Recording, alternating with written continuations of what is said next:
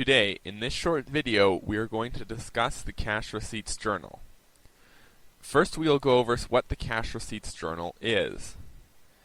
The Cash Receipts Journal manages all cash coming into the business.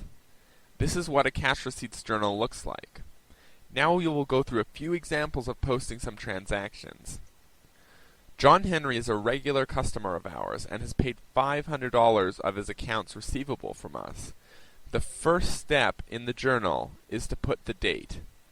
Next, we put which account is being credited. In this case, it is an individual accounts receivable account for John Henry. For an explanation, we will put the invoice he's paying off. If the invoice number is known, it is placed here. After that, we post the numbers. Since John is a good customer, we give him a 10% discount on his purchase. So $50, which is the discount, goes in the sales discount column, and $450 goes in the cash debit column. In the accounts receivable credit column, we put the full amount of the purchase, $500. It is important to ensure the total debits are equal to the total credits.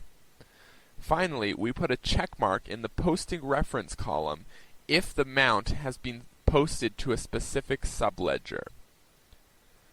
The next transaction we will look at is from Brittany. Brittany is a casual customer who does not have an account with us. She purchases $200 worth of merchandise and pays cash for the purchase. Like John's transaction, we put the date in, June 12th. Because both transactions are in June, it is not necessary to put the month in. The accounts credited is going to be sales, and for an explanation, we can just put cash sale. Next, we fill in the cash debit column with $200 and then fill in the sales credit column with $200. Notice how the debits and credits even out. Because we are selling merchandise, the merchandise has to be taken out of our inventory. We will credit the inventory account for the value of the product and debit the cost of goods sold account.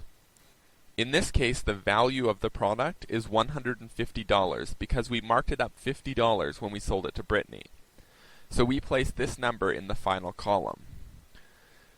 Finally, we total up all the columns and put a double underline underneath to show that it is a final value. Notice the single underline above that indicates that we are adding up our values. We will also put the account numbers at the bottom of each column so we know what accounts are being used.